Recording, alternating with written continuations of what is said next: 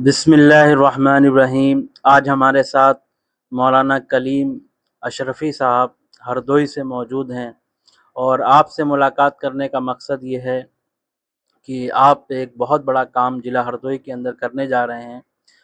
शायद जहाँ तक हमारी नॉलेज है कि अभी तक वो काम नहीं हुआ है कि आपने जो है सीरत के ताल्लुक़ से और जो मसाइल हैं शरीयत के, उनके ताल्लुक़ से जो है आप एक प्रोग्राम करने वाले हैं जिनमें सवालात पूछे जाएंगे और उनमें जो है इनामात मिलेंगे। तो सबसे पहले तो मौलाना साहब आपसे हमारा सवाल ये है कि आपका जो तालीमी सफ़र है वो किस तरह से शुरू हुआ? अस्सलामु अलैकुम वरहमतुल्लाहि वबरकातुहू। हमने सबसे पहले तालीम अपने मकतब में हासिल करी, जो मोमनाबाद में एक मकतब है। पंजुम तक हमने वहाँ तालीम हासिल करी। फिर उसके बाद हमने मदरसा अशरफुल उलूम से हिफ्ज़ करा और फिर वहीं से हमने क़िरात भी करी है। और फिर उसके बाद हमने अशरफुल मदारिस का रुख करा। फिर वहाँ हमने तालीम हासिल करी और फिर हमने मदरसा बोर्ड से मौलवियत करी है। जी मौलाना साहब, ये बताइए कि आप जो प्रोग्राम कराने जा रहे हैं उसका वो किस तरीके से जो है उसके अंदर हिस्सा ले सकते हैं, उसका क्या तरीका है? हमने उसको, ये जो प्रोग्राम हो रहा है ये पूरा ज़िला लेवल पर हो रहा है। हमने इसके लिए ये काम करा, हर कस्बे में एक सेंटर बनाया है। जैसे शाहबाद, गोपामऊ, पाली, सांडी, संडीला, जितने हमारे ज़िला हरदोई के कस्बात हैं, हमने सब में एक एक सेंटर बनाया है और हर सेंटर में 2 लोगों को ज़िम्मेदार बनाया है। और जो बच्चा अगर उसमें से जिस सेंटर से कस्बात से कापियाँ हासिल करना चाहेगा, उसको वहाँ से उसको कापियाँ मिल जाएंगी। अच्छा, उसमें क्वेश्चन कितने रखे गए हैं? उसमें 100 सवाल हैं और 100 सवाल जो हैं पूरे देना है, 99% हासिल होना चाहिए, जिसमें से 80 सवाल पर आपको टिक लगाना है और 20 सवाल लिखे हुए हैं, उसके आगे आपको जवाब देना है। उसके लिए 2 किताबों का इंतखाब भी करा है हमने। एक तो तालीमुल इस्लाम हिस्सा अव्वल था पंजुम, और दूसरी जो किताब है तज़किरे रसूल अकरम अरबी सल्लल्लाहु अलैहि वसल्लम के किताब का इंतखाब करा है। अच्छा, इस प्रोग्राम में जो है इनाम जो है कितने तक के रखे गए हैं? इसमें जो इनाम है, जो अव्वल पोजीशन आता है उसको 21,000 रुपये का इनाम दिया जाएगा और जो दोम पोजीशन पर रहेगा उसको 12,000 रुपये का इनाम दिया जाएगा। जो सोम पोजीशन पर होगा उसको 6,000 रुपये का इनाम दिया जाएगा। इसके अलावा भी और भी इनामात है, जिसमें से जैसे कि 10 अफराद उसमें से निकाले जाएंगे और जिसमें से 7 लोगों को 1,200 रुपये का इनाम दिया जाएगा। ये जो इनाम हम दे रहे हैं, इसमें रुपए भी हो सकते हैं और उसके इवज़ में कोई चीज़ भी हो सकती है या दोनों चीज़ें हो सकती हैं।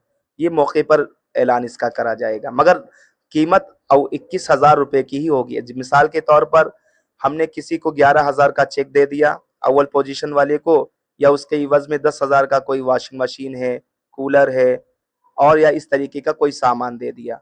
उसका पूरा ये जो है अव्वल पोजीशन वाले को 21,000 ही की कीमत का इनामात दिए जाएंगे।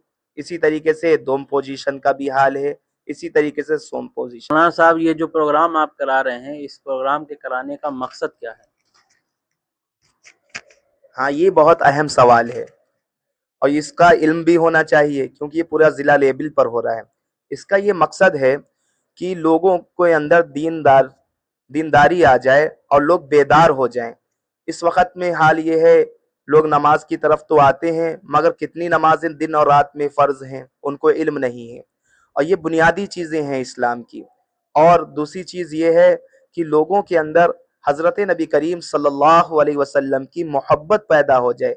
जब उनकी सीरत हम पढ़ेंगे, मुताला करेंगे, और फिर ज़ाहिर बात है जब हम इस चीज़ों को देखेंगे तो इंशाअल्लाह हज़रत नबी करीम सल्लल्लाहु अलैहि वसल्लम से मोहब्बत भी पैदा होगी और दीन का जज्बा पैदा हो जाए। अच्छा मौलाना साहब, ये बताइए कि जो बच्चे प्रोग्राम में हिस्सा ले रहे हैं और उनके 99% जैसा आपने कहा कि नंबर आएंगे, वो उनको सेलेक्ट किया जाएगा, तो ये कितने पार्ट में, कितने हिस्सों में होगा? जैसे कि पहले में जो आपने पेपर बनाया है उसमें बच्चे ने जो है 99 नंबर ले आया, क्या उसके बाद कोई और भी मतलब प्रोसेस है आगे की, इंटरव्यू होगा या किसी और तरीके से भी जो है कितने मरहले में पूछा जाएगा?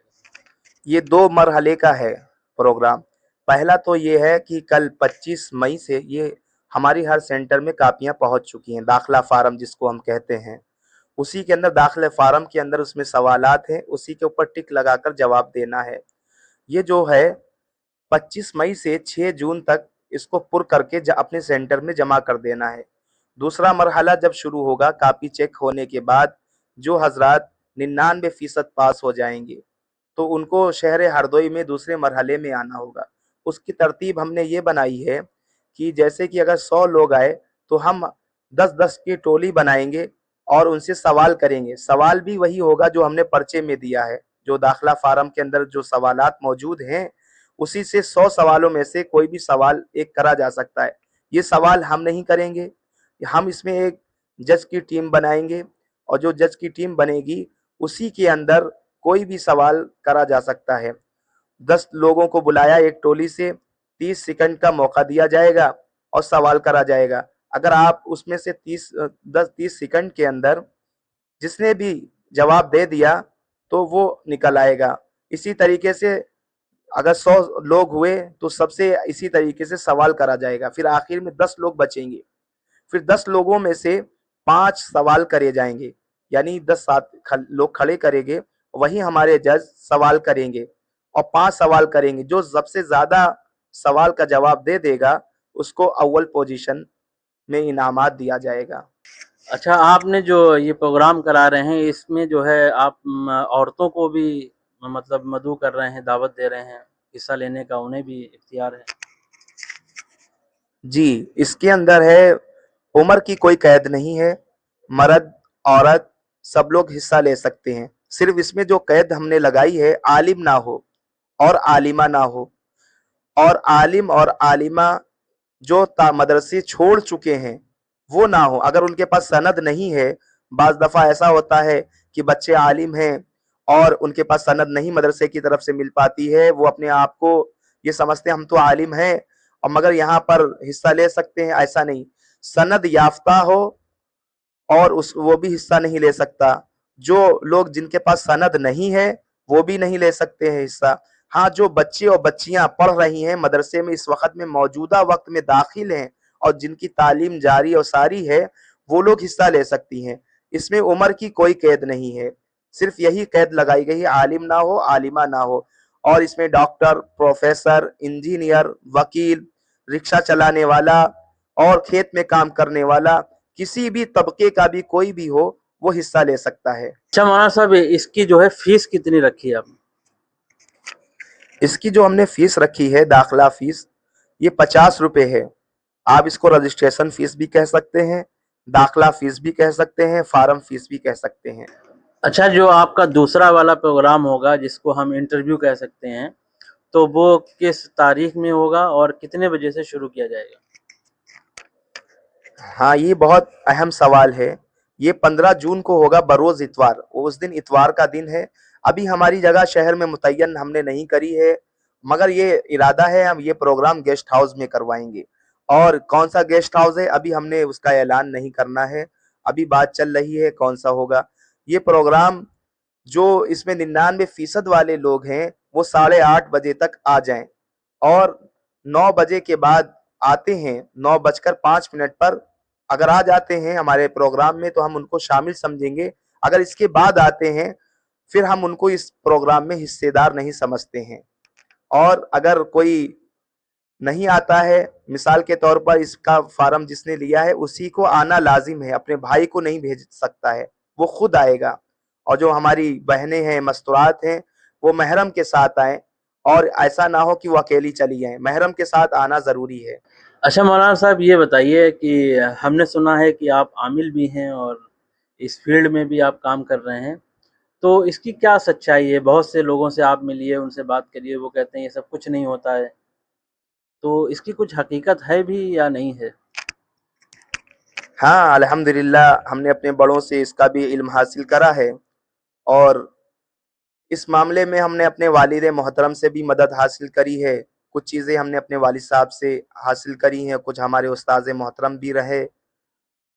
अब रही बात इस हकीकत की, ये तो एक साहबी रसूल हैं और एक वाक़या पेश आया اللہ کے رسول علیہ الصلوۃ والسلام کی وقت میں، اور انہوں نے پیش آیا. پھر اس کے بعد انہوں نے، ایک صحابی بیمار تھے، انہوں نے پانی دم کر کے دے دیا اور پانی پہ سورہ فاتحہ پڑھی، اور سورہ فاتحہ جو پڑھی اور دم کرا، اور پھر اس کے بعد ہے اس کو شفا مل گئی.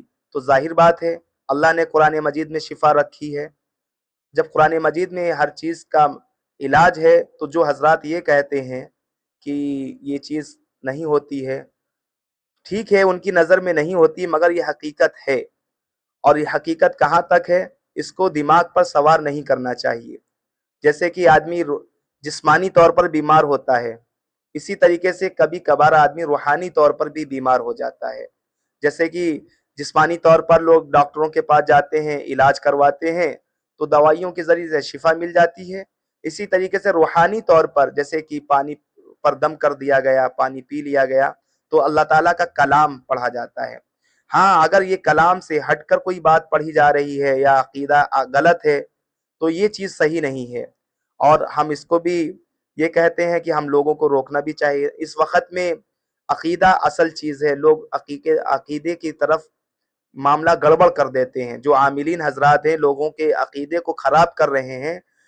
ہم ان سے گزارش کرتے ہیں کہ اللہ کی ذات سے ہونے کا یقین ان کو بتلائیں کہ ہم نے صرف یہ پانی پر دم کر دیا ہے، آپ جا کر اس کو استعمال کریں، اللہ تعالیٰ شفا دے دے گا. وہ لوگ بعض حضرات کہتے نہیں جائیے اب بس سب کچھ ہو گیا. یہ سب غلط بات ہے، یہ افواہیں ہیں، مگر قرآن مجید میں اللہ نے شفا رکھی ہے. اچھا مولانا صاحب، ایک چیز سوال پوچھنا ہے آپ سے کہ سیاست کے تعلق سے جو ہے ہمارے ہاں عوام کے اندر یہ بات مشہور ہے کہ اگر کوئی عالم سیاست میں یا کوئی حافظ جو ہے سیاست کے اندر اترتا ہے تو لوگ اس پہ کمنٹ کرتے ہیں کہ حافظ جی ہو کر کے، مولانا ہو کر کے سیاست کر رہے ہیں. کیا اسلام میں سیاست نہیں ہے؟ یہ جو کمنٹ کر رہے ہیں یہ غلط کر رہے ہیں. یہ تو سیاست تو ہم کو وراثت میں ملی ہے. آپ جو یہ کہتے ہیں، کمنٹ کرتے ہیں، انہوں نے تاریخ نہیں پڑھی ہے. اس طریقے کا سوال وہی لوگ کر سکتے ہیں، ورنہ تمام واقعات حضرات صحابہ رضوان اللہ تعالی علیہم اجمعین کی موجود ہے. جیسے کہ حضرت عمر فاروق رضی اللہ تعالیٰ عنہ، حضرت علی رضی اللہ تعالیٰ عنہ، یہ سب حکومت کرنے والے لوگ تھے. بھائی اس وقت میں ہم نے اس کا پہلو بدل دیا ہے، ہم اس کو سیاست کہنے لگے ہیں، مگر اس وقت میں اس کو سیاست نہیں کہتے تھے. وہ ایمانداری سے ایک حاکم تھے اور حکمران کی طریقے سے کام کر رہے تھے. جو لوگ یہ کہتے ہیں کہ سیاست میں نہیں آنا چاہیے، یہ بالکل غلط کہہ رہے ہیں. ان کو سیاست کرنا چاہیے، اور سیاست گندی نہیں کرنا چاہیے، اچھی کرنا چاہیے سیاست. اچھا مولانا صاحب، ایک بات دیکھنے میں آتی ہے کہ ہم نے میڈیا جو چھوڑ دیا، ہم نے میڈیا کی لائن میں جب ہم نہیں گئے، ہم نے میڈیا میں کام نہیں کیا، تو آج ہماری کنڈیشن اور حالت جو ہے بہت زیادہ خراب ہو چکی ہے کہ میڈیا میں جو ہے ہمارا کوئی ایک چینل نہیں ہے مین اسٹریم میڈیا کے اندر. یہ بڑے افسوس کی بات ہے. ایک چینل ہونا چاہیے، بلکہ میں سب سے بڑے پلیٹ فارم سے یہ بات کہنا چاہتا ہوں، اور بلکہ بڑے والے لوگوں سے کہنا چاہتا ہوں جو ہمارے بڑے اکابرین ہیں، جن کو ہم جمعیت علماء ہند کہتے ہیں. ان سے میری درخواست ہے، ہر ضلع کے اندر ایک میڈیا کا چینل ہونا چاہیے. اس پر جیسے کہ وہ بہت سے کام کر رہے ہیں، فلاحی کام بہت سے کرتے ہیں، یہ بھی ایک ان کی ذمہ داری ہے. ہر ضلع کے اندر ایک میڈیا کا چینل ہونا چاہیے، جو اب تک نہیں ہو پایا. ہم بھی انشاءاللہ اس میں کوشش کریں گے، اور جو ہمارے ضلع کے جمعیت کے صدر ہیں، ہم ان سے درخواست بھی کریں گے اور کہ ایک چینل ہونا چاہیے. اب تک نہیں ہو پایا کوئی بات نہیں، مگر اب انشاءاللہ اس پر کام بھی ہوگا.